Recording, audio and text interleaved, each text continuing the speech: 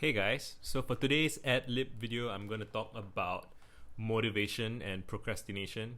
This is something that I could probably do like an hour or 2 hours worth of like comprehensive video on with text and headers and organizations and all kinds of sub steps, but that would probably take me days and days of effort. So what I'm going to be doing is I'm just going to talk out loud about my thoughts about it and see what you guys think. And in the future I might make more elaborate videos and we'll see what happens. So where do I start? Let's start at the beginning, I guess, my childhood. So I grew up as a very nerdy, bookish kid. Like, I would read a lot of books, and I never set out to be a book reading kid. I just read books. Like, it was just something that I liked to do, and I just kept doing it. I did more and more of it. I didn't have a specific plan. I didn't have a goal. I liked books. I read one book, I finished it, I picked up another book, I start again, keep reading. And that went on from as early as I could remember until school. And even during school, as a student, I would bring books to school. I would read. Like, we would have morning assembly in Singapore, where before school starts you kind of gather and wait for like the principal to address you, and there's a morning assembly with a flag raising, and you take the Singapore pledge, which is something that we do in school in Singapore. But before that, you're expected to read, I guess. And there's like and I would read under my desks in class. I would read on the bus on the way home. Just reading all the time. That eventually changed a little bit when I started getting more into video games. But I think even when I had video games, mostly I would play on the PC. My brother had a Sega Mega Drive, which is like a Genesis. And even when I had games and I would play games, and gaming is a big part of my life as well, which I might talk about in a separate video, I still read books. I remember I was a little bit late to Harry Potter. I read the second book first and then the first one. And I think from the third book onwards, I would buy the book the day it came out, and then I would get into my room and I would just read the whole book in one sitting. So that's the kind of kid I was. I remember even in junior college, I was playing in bands, I was getting into music, I was getting into basketball, anime. But even then, I remember I would be going to the library from time to time. I would be borrowing books, I would be reading books. I remember when I was in JC, I would skip school sometimes and I would go to the Esplanade Library, which is a library that's very focused on music and the arts. And I would tell myself that I would catch up on the homework that I hadn't done yet, but what I would end up doing is I would pick up a bunch of magazines like GQ, Rolling Stone, what else? Esquire. I really liked Esquire. And I would end up reading a bunch of stuff there as well. So I've always been very into reading.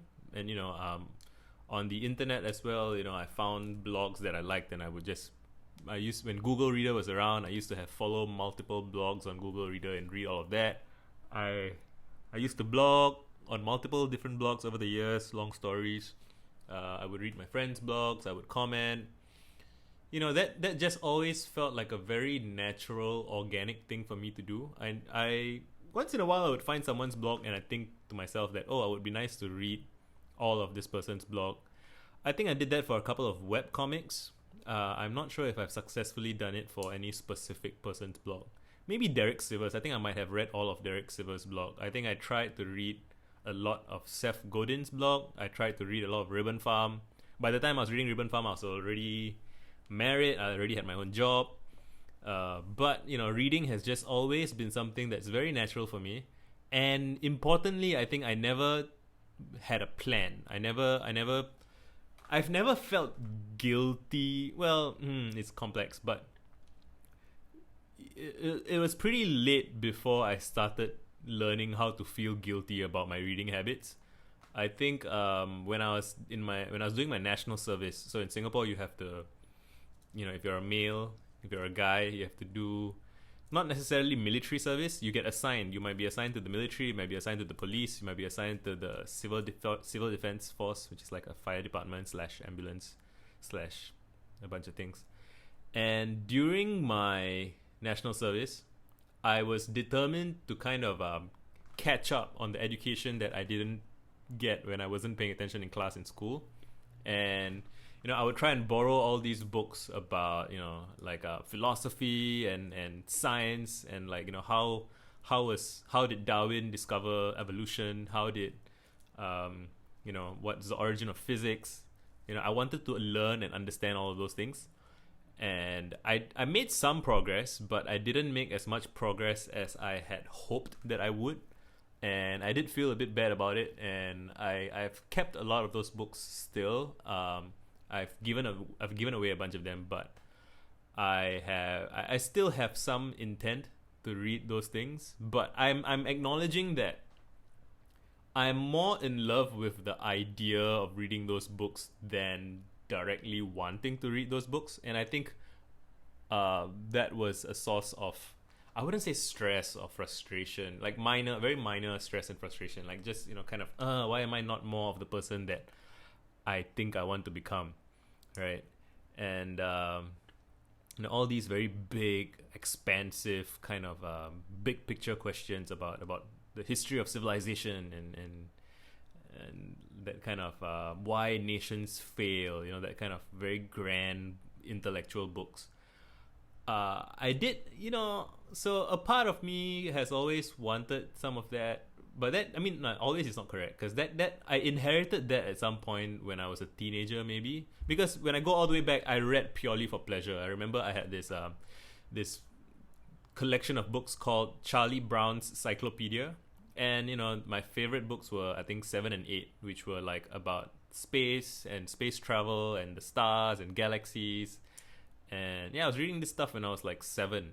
So school was really boring in comparison. I was reading about dinosaurs and blue whales and how everything in the human body is made up of cells, and carnivorous plants. There's just all kinds of cool stuff to learn. And I remember, I'm saying this now, I remember how there were these like semi-comic books called Horrible Histories and Horrible This, Horrible That, which I found very entertaining. And they kind of have the same spirit as some Twitter threads and some YouTube videos, that it's got this narrative to it, and it's very much framed in a way that is entertaining, which I think on retrospect, having had like a decade since I was in school, maybe longer, I can now say quite clearly without sour grapes or anything that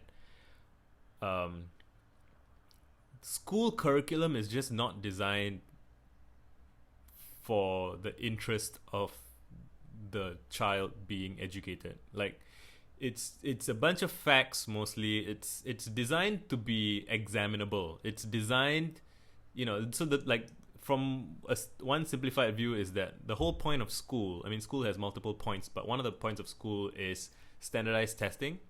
And so it's really a measure of how well you can perform on standardized tests. So how well you can regurgitate facts and figures and talking points, and just it almost seems to be the case to me now when I look back that anything that you can teach a large group of kids and test them on it is almost by definition not going to be interesting, or it's not going to be framed in an interesting way. And that is a massive disservice to people, in my opinion, and to the world, because it disincentivizes the development of taste. And so when I look back, I think about the books that I was reading under the desk.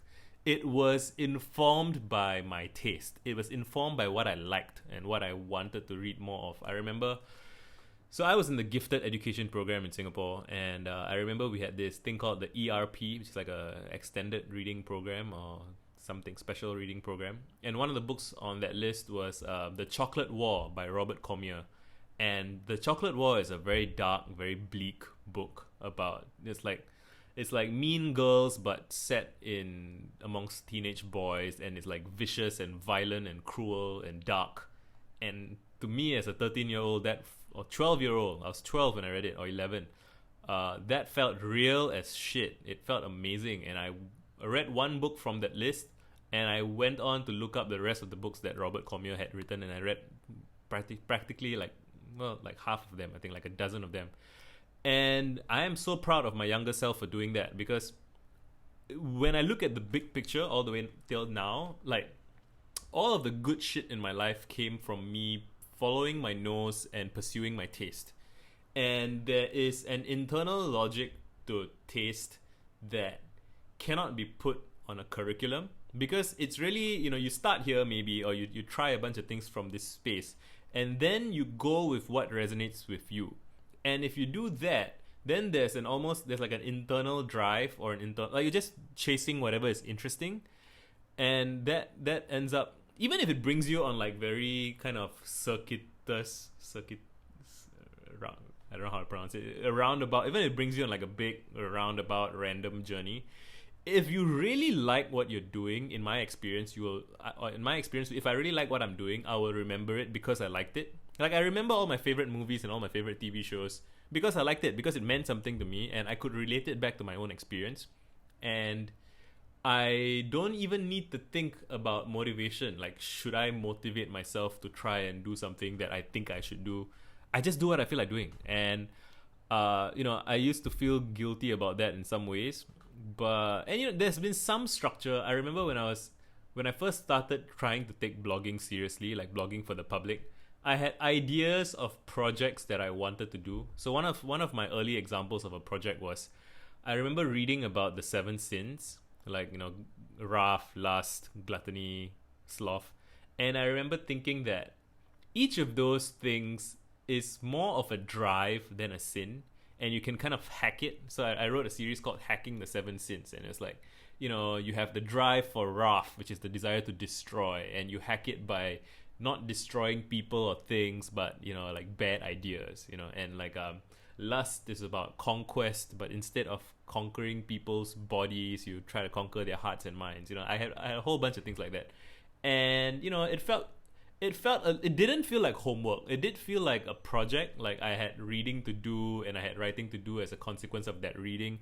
But I didn't have to beat myself up about it. I didn't have to push myself to do it. There was something about the structure of it that was intrinsically appealing to me. And I have been trying to recreate that. So in more recent times, one of my biggest projects that I've been working on for many, many years is my 100 word vomits project, which is my attempt to write 1,000,000 words by doing 1,000 sets of 1,000 words, or like 1,000 sets of 1,000 essays that are 1,000 words long. And I'm currently at, I think, 781 or 82. So I still have another 200 more to go, but I have written 780,000, and each one is a bit over the limit. So I have written about 800,000 words already. And, I didn't do it every day. There are days where I was writing it 1 or 2 word vomits every day. And there are months and months where I didn't write anything at all. But because I had created that structure for myself, that kind of framework, however you want to think about it, I had a goal, which is I want to write 1,000,000 words. And why did I want to write 1,000,000 words? Because I had been reading about the 10,000 hour rule, and I had been reading about how, there's this very cool thought experiment about a pottery class that's divided in half, and half the class is going to be graded based on how good of a pot they can make, and the other half of the class is graded on how many pots they make. And it turns out that the class that makes more pots also makes better pots than the class that tried to make the best pot, because as you keep making more and more pots, each new pot you make teaches you something about pottery. And right now I'm making, this is the 14th or 15th video that I'm making this year, and I'm learning that I'm learning to experiment with lighting. I'm learning to experiment with the height of my chair. My last video, somebody said that I'm too high up and didn't look like I was talking to the camera. So now I've lowered my chair, right? And I made the video in the morning when the light was quite bright. Now it's 7 p.m. The sun is setting and it's raining. It has been raining, so it's kind of cloudy. So I get to see like how the light affects my face, which I think this might be a little bit too late. I might have to do it earlier. But I'm learning, right? And I'm excited to keep making more videos because I'm learning. And so, I think very often what happens is motivation gets framed in terms of almost like it's bad to be unmotivated, and you should motivate yourself, should push yourself to do stuff that you have to do. It's very puritanical, I think, the way people talk about it. It's very, I should feel ashamed for not being productive, or I should feel, bad, Like there are things that I should be doing and I'm not doing them, and how can I push myself to do the things that I should be doing. I don't like that. I feel like that's having some kind of like a subconscious or even a conscious taskmaster whipping you, and that's not a pleasant way to live. Like even if it leads to you becoming, I don't know, wealthy or successful, like if it required self abuse effectively to get there, then like even if you get there, like isn't it kind of sad? I don't want to live like that. I wanna feel like my life is a glorious adventure. And I had a taste of that when I was a child. Like before I had to go to school, I felt like reading and playing video games was an adventure. And yeah, you don't have bills when you're a kid, but even these days I make money to some degree by doing consulting for people. And to me it's just like I'm getting paid to talk with people that I like about things that I like, to help them with things that I like to help them with, and it's amazing. And I don't have to motivate myself to do it. And even now I'm not amazing at doing it. I'm not super consistent. I can get distracted quite easily, and that's something that I try to fix. But I don't try too hard because I don't want to. It's can I be doing better? Yeah, for sure. Do I want to be doing better? To some degree. Do I feel bad about not doing better faster?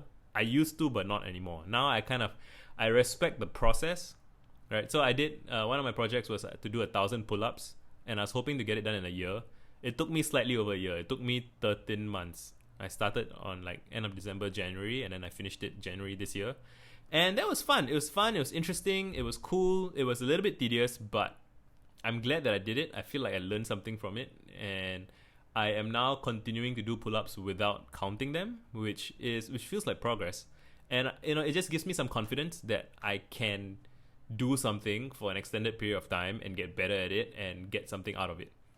What else? Music. So when I was a teenager, there were a bunch of older guys in school who played guitar, and I thought they were really cool, and I wanted to hang out with them, and I would play guitar with them. And I would hang out, and I would like sit around them and say hi, hey, that's very cool, can I try? And it's like this very, on retrospect, it's very cute. And then I wanted to start a band. I wanted to learn to play the bass. There's a bunch of details there about I had friends who were cooler than me, who could play music much better than me, and I wanted to just be a part of that somehow. And I remember I would back then YouTube wasn't really a thing, like early 2000s. So, or even 2005, 2006, like YouTube existed, but it wasn't yet, there weren't like high quality video guides on how to learn music. So I remember I would Google around, I would look for tabs, I would print out tabs from my parents' computer, and I would try to play along, and I would suck at it. But, I would keep doing it because I wanted to play with my friends, and I wanted to be in a band because I thought being in a band was really cool, and I wanted to be cool. I wanted to write my own songs, which I did. If you go digging back into my YouTube history long enough, you'll find it. And I have played gigs with bands, like so I wouldn't describe myself as a professional musician. I'm like an amateur musician. But while I'm an amateur musician whose music theory is super sloppy, and it's like I describe it as like a junkyard theory. Like I have like bits and pieces of information, but I'm not a fluent musician. And yet, I have been good enough that I have been paid to play music live, both with cover bands at bars and as an original band playing at like live venues. And, so again, that gave me a sense of, on retrospect, I wish I had practiced more deliberately. I wish I had more of a practicing schedule. I wish I had blah, blah, blah. And I can still do it now. My guitar is right there, but I have bigger priorities right now. So the thing that I'm practicing right now that I'm kind of judicious about and focused about is making YouTube videos. So I'm going to be doing this hopefully every day, but I'm not going to beat myself up if I miss a day, but I'm going to keep doing it until I get it done. And my goal is to do 100 videos like this year. And I want to do video essays, so I want to learn how to edit and splice footage and have overlays and text and all those things. And I'll figure it out. I know that I'll figure it out because I have figured out other things in the past, and this can't possibly be that much more complicated. And there are people who are interested in what I'm doing. So, I recognize that one of my core motivations is social. Like I like being a good friend. I like making new friends. I like impressing people, right? I like people saying nice things about me. I even like it when people criticize me and I can have an interesting conversation with them about their criticism, right? I'm not just here to look good. I'm here to become better, right? And becoming better means that you will be confronting what is not good about yourself, and I'm fine with that. I mean, it can get a little bit uncomfortable in the short run here and there, but fuck it, right? It's way worse to just kind of sit around and do nothing with your life for a long period of time and then just feel bad about it. I don't. So sometimes I try to start doing something and then I get distracted midway to do something else. Like you'll notice, like in my video about nerds, I end up talking about friendship, and in my video about friendship, I end up talking about nerds, and that's kind of meandering. But I don't.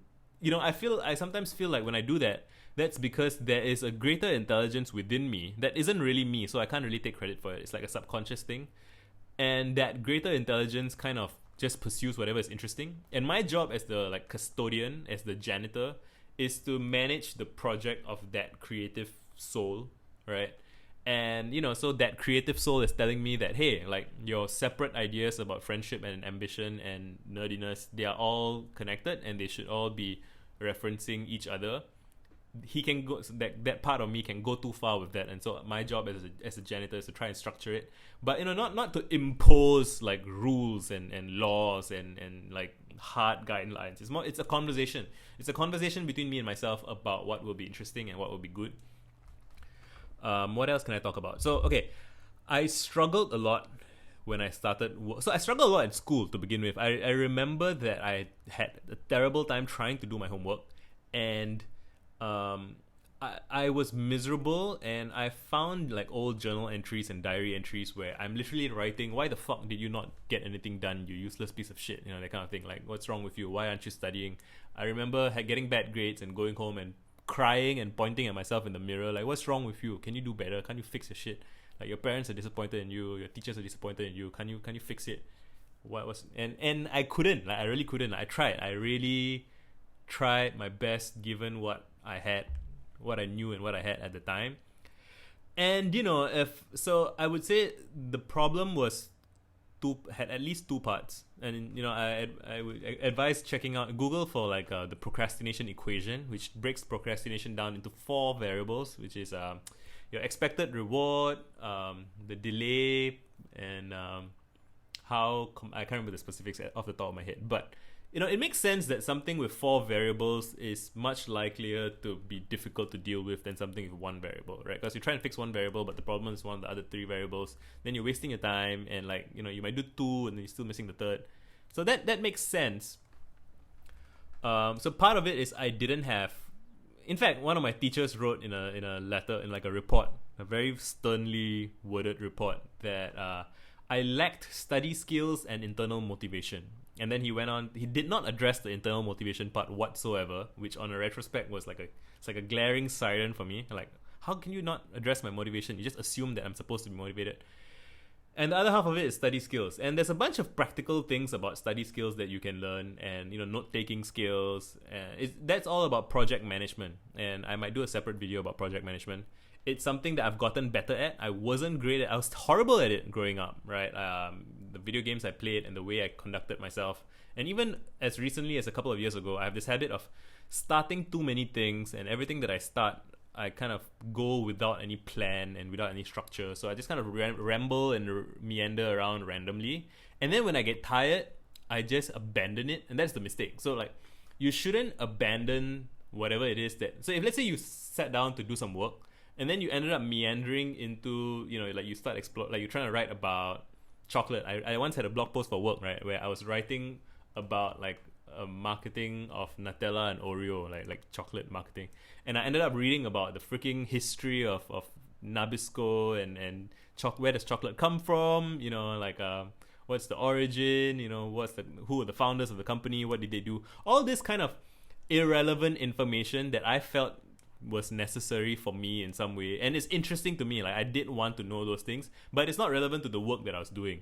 And I guess I felt bad about doing fun stuff that's not relevant to the work I was doing. And so, in Wait But Why has an article about procrastination, and he describes this as like the dark playground, which is when you go and play when you have work to do, and then like you can't even really have fun in the dark playground because you know that while you're there you're stressed out about the work you haven't done yet.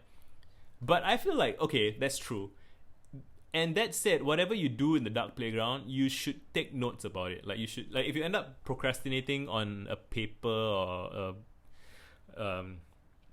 some work you have to do, and you end up watching some trashy movie instead, my recommendation, well, it depends on what you want to do with your life. So I know that I want to be a writer, I want to be a creative, I want to be a person who talks about ideas. So I always see interesting things about everything everywhere, right? And so like when I'm watching a movie, if the movie is interesting, I try to take notes. Either, if I'm alone, I might take it on my phone while I'm watching it. If I'm with somebody else, maybe I'll just like recap at the end of it. And I once watched the movie Mean Girls, and it blew my mind, and I wrote some notes about it, which turned into an essay, and then that essay went super viral, and it introduced me to people that I would not have met any other way, including people who are like in my industry in marketing, who are like, I would not have been able to meet them by doing my work. Like they would not have been interested in reading another marketing guy's blog post about what it's like to do marketing. They were interested in me because they had read my Mean Girls essay, which was something that nobody else was doing at the time, the way I did it. And so, maybe there's like this greater wisdom to doing weird random shit that you feel like doing. And whenever I say this, I can hear voices from people saying, oh, it's cool that your interests are interesting, but my interests are like completely useless. It's like nobody is interested in my whatever weird esoteric shit, like I'm obsessed with 16th century leather work or something, and nobody cares about that. I wouldn't be so sure. Like I find that people have this. They have their interests, and then they have the work that they're supposed to be doing, and then they almost preemptively are dismissive of their interests, because if their interests could be valuable in some way someday, that's somehow depressing in a certain way, if you can connect the dots. And like they almost need their interests to be in some way worthless, which is fine if you're happy that way. Like it's your life. You get to do whatever you want with your life. You get to be miserable with your life if you want to be miserable. You know what I mean? But in my case, I never got the memo. I guess I never fully internalized the idea that whatever I care about is not interesting. Like I'm interested in what I'm interested in. I could look around and find something that I think is interesting. There's some books. Anyway, that exploration did not go. But like I'm 27 minutes in. This will probably go up to like 35 minutes maybe. But let's try and circle back. What am I really trying to say? I'm trying to answer the questions that people ask me all the time. People always DM me and say things like, "How do you motivate yourself?" I'm not very motivated. And maybe the word motivation is not good to begin with. It implies that you're kind of in some kind of funk, and then now you're like excited and happy. I don't think I'm not always excited and happy. I try to excite myself by reminding myself of the things that I care about. And so like one of the most exciting experiences of my life was when my friends flew me out from Singapore across the world to go to San Francisco and meet friends there. And it was an adventure. It was exciting. There's new things every day, people I had never met, and I felt so alive during that time. And then now it's been almost a year since, and I don't wake up in the morning being like, oh yes, the excitement of San Francisco, it goes away, right? Like, and so, but now I've planned a trip to New York in April, which I try to keep myself excited about, but it's easy to forget, right? So I have to remind myself, and I have to, it's a form of, you could say it's a form of self-soothing, you could say it's a form of framing and priming. And the thing about priming, I think when I was younger, I used to be against the idea of priming myself emotionally or ideologically in some way, because if you have to remind yourself of something every day, is it really good? Is it something you're force-feeding yourself? But what I've come to realize is that in the absence of your personally chosen primes, in the absence of the narrative that you write for yourself and the things that you remind yourself of, things will be chosen for you by advertising, by your peers, by your parents, by the world around you. The world around you will tell you what you should care about, what you should pay attention to, what you should focus on, what you should do with your time. And it'll give you conflicting messages about all of those things, but it sets the Overton window of how you should spend your time, what you should be doing with your time. And I don't want to contribute to that. I don't want to tell you that you should do my way. No, who the fuck knows? You should, I don't even want to say you should. I invite you to consider that you could choose for yourself. And, I think when I was a teenager, I used to feel like I'm just a kid. What the fuck do I know? Like, if I choose to spend all my time watching anime and playing basketball, like that's not going to amount to anything in life. Like I had internalized that message from my adults in my life, and I believe that to be true. But now in retrospect, I wish I had like an anime blog from my teenage days that I could now reference back and look at and go, oh, these were the animes that he liked, and these were the reasons why he liked them. Right? So my advice is, and again, you don't have to do this. Don't feel obliged to do it because I'm telling you to do it. It's just something that worked for me with ADHD, ENTP, Gemini, kid, minority, Singaporean, whatever. Like, it may not work for you. If you're not feeling it, don't bother. Like, trust your gut. Kinda talk to your friends, talk to people that you admire, and ask them what they think. And you'll get conflicting messages, and you won't be able to synthesize it instantly overnight. But like as you live your life, and as you take notes, and you journal, and you talk to people, you will start to kind of synthesize in the process. You will synthesize some ideas about how you should be, how you should conduct yourself, what you should focus on.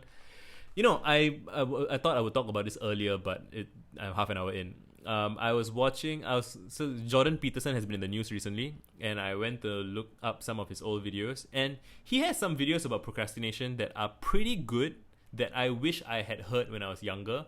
And at the same time, there's this kind of sad spirit about it. He really talks about it like, your life is a mess. You are a mess. You should sort your shit out. Like like the reason you're unhappy is because you can't negotiate with yourself, and you can't have a routine, and you can't have a structure, and you don't know what you want, and you're not like he has that kind of energy. It's not wrong, but I don't think it's entirely healthy either.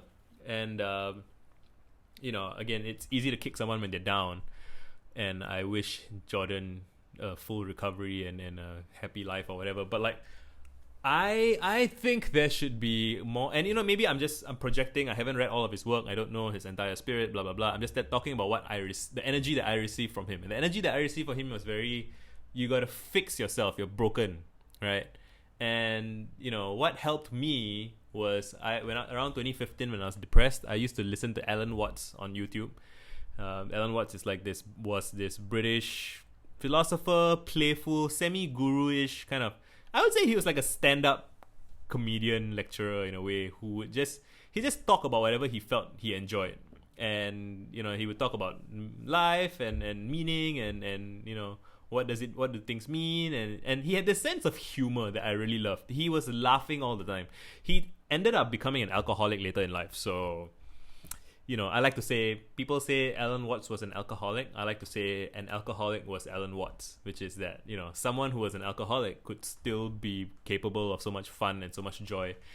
And just there's that spirit of lightness, humor, joy that Alan Watts had that I try to embody, that I feel like Jordan Peterson doesn't have much of. Again, I don't wanna start a fight. I don't wanna get in trouble. I mean, trouble can come if you want to have trouble. If you want to call me names in my mentions, I'm fine with it, but I don't want to waste your time on that. Like arguing about whose spiritual leader is better is a very stupid losing game that nobody wins.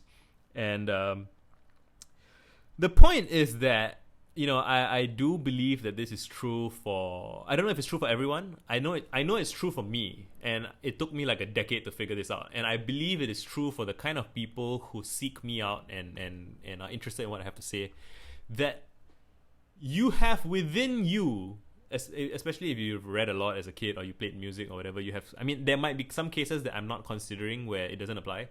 But if you're like me in some way, if you feel like we are kindred spirits in some way, you have within you some sense of how things should be. You know, it's a, you could call it a vision, you could call it a sense of aesthetic, and your life kind of, this is how I feel. I could be wrong, right? But this is how I feel. There's some aesthetic sense or some vision from within that emanates outwards. And you know, even now when I'm watching this video, I find myself thinking, my doors, my room is too white. It's not, you know, it should be more like me. It should be pink and gold and shiny, and you know, it should be more like me. And so I want to make my room more like me. And the process of doing that is a joy. You know, it's a joy to play in your aesthetics. And when you know, there's a quote that's like, we make our tools and then our tools make us. I think that's true as well for like your behaviors, your habits, your way of being. And so, you know, this was going to be a video about motivation. If you feel if you're in school, you know, and you have exams and you're not studying, you kind of need more immediate solutions, right? And yeah, read up about study skills and read up about, you know, like there's like boring shit I don't really want to talk about. Like, when you're writing down a list of things to do, make sure the list is very, very specific. Don't just say I'm going to study today. Like, that doesn't help. You got to be like, I'm going to study, I'm going to do, you know, 10 math problems in half an hour, and then I'm going to, you know, that kind of thing. Like, you want to be very, very specific so that you can check off micro boxes within the big box. So the big box might be, I studied today. And like, how many hours? 2 hours? 3 hours? Okay, let's start with 2 hours. Let's break it into half an hour chunks. Study, you know, chemistry. You're going to study like some part of chemistry for half an hour and figure out a certain problem or do a certain thing.